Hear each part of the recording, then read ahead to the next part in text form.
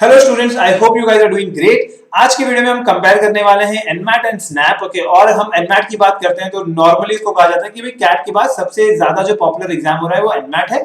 लेकिन स्नैप की जब बात आती है तो स्नैप सबसे इजी एग्जाम या सबसे फास्टेस्ट एग्जाम कहा जाता है बिकॉज वो सिर्फ 1 घंटे का एग्जाम है।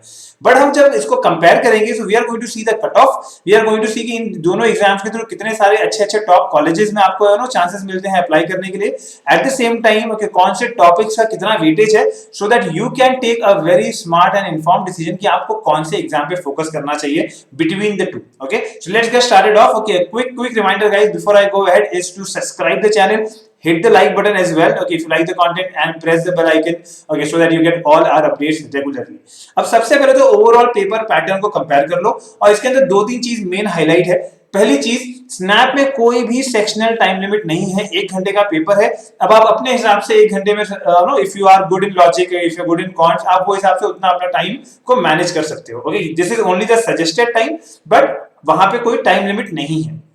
When it comes to NMAT में आपको दिखता है कि yes there is every section has got a specific time limit। okay, यानी कि कॉन्स को 52 मिनट्स में करना है, लॉजिक को 40 मिनट्स में करना है, लाइक दैट। अब कई बार बच्चों को ये NMAT में दिक्कत आती है कि कॉन्स का सेक्शन कंप्लीट नहीं हो पा रहा बिकॉज कॉन्स थोड़ा टाइम कंज्यूमिंग सेक्शन होता है। Okay, again as I told you कि मैं in for each of the sections मैं टॉपिक भी चेक करूंगा, तो we'll do that also in the video। okay, so make sure that you are there with us till the end। but यहाँ पे एक और चीज है कि NMAT जो है ना, ये रिस्पॉन्सिव बेस्ड एग्जाम है, यानी कि अडेप्टिव एग्जाम है। अब यहाँ पे आपको क्वेश्चंस को अटेम्प्ट करना ही पड़ेगा, क्योंकि जब आप क्वेश्चंस को अटेम्प्ट करते हो उसमें अगर आपने राइट किया, गलत किया, उसके बाद ही आप अगले क्वेश्चन पे जा सकते हो। However, NMAT does not have any negative marking, but NMAT में ये कहा जाता है कि अगर आपके कुछ क्वेश्चंस रह गए लास्ट में तो आपको उसका नेगेटिव इफेक्ट मिल सकता है। Okay, but they are not very clearly mention कि क्या नेगेटिव मार्किंग होगी। बट आप ये समझ के चलो कि अगर आपने कोई क्वेश्चन को रॉन्ग अटेम्प्ट किया NMAT में तो आपको उसका नेगेटिव मार्क्स नहीं मिलता है, बट आगे वाला क्वेश्चन इजी हो जाएगा और हो सकता है कि उसके चक्कर में आपकी मार्किंग स्कीम में थोड़ा फर्क आ जाए। Okay, so NMAT is adaptive test, SNAP is not adaptive। okay, and SNAP is having no sectional time limit, NMAT is having sectional time limit। ये दो major differences हैं okay in this exam।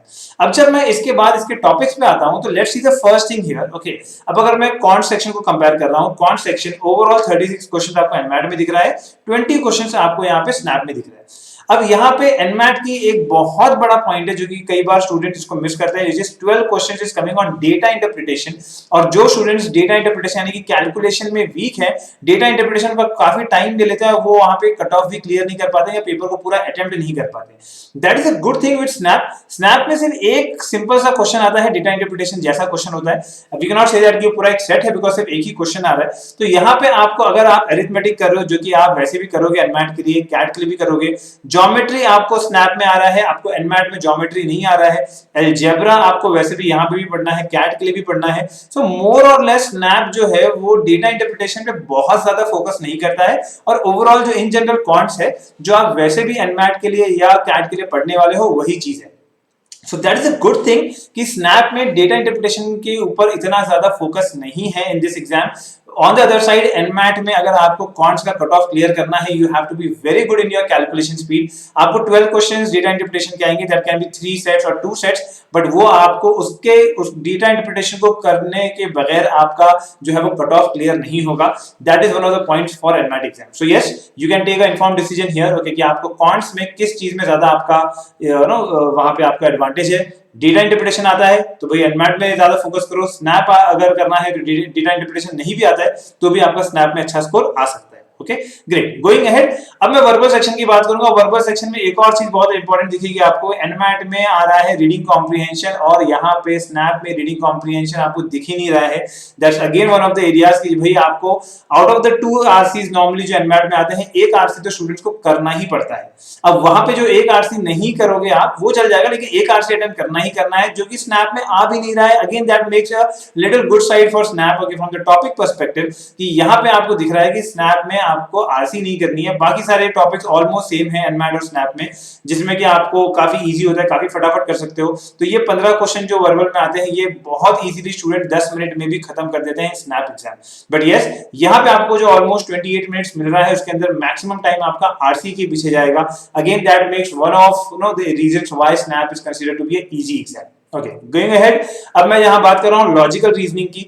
Logical reasoning में NMAT में लोगों को दिक्कत आती है in the critical reasoning topics. अगर आप देखोगे assumption, courses of action, no arguments है, कंक्लूजन है, डिसीजन मेकिंग, इन्फ्रेंस क्वेश्चंस, ये ऑलमोस्ट 18 क्वेश्चंस आते हैं इसके ऊपर, which is almost 50% of the entire section of logical reasoning. This also makes it a little difficult for people जिनका critical reasoning अच्छा नहीं है। यहाँ पे भी critical reasoning आती है, ऐसा नहीं है नहीं आ रही, यहाँ पे भी देखो, okay, but roughly you can see that around 5-6 questions, okay, out of 25 is only critical reasoning। बाकी 20 questions जो हैं वो आपके normal जो arithmetic, sorry, analytical reasoning होती है, okay, coding decoding है, input output है, clocks calendar है, तो उस तरीके की आती है। That also makes one of the reasons again why Snap is easy, because Snap के अंदर critical reasoning पे बहुत ज्यादा emphasis नहीं है, 5-6 क्वेश्चंस का ही एम्फेसिस है। Okay, that is there.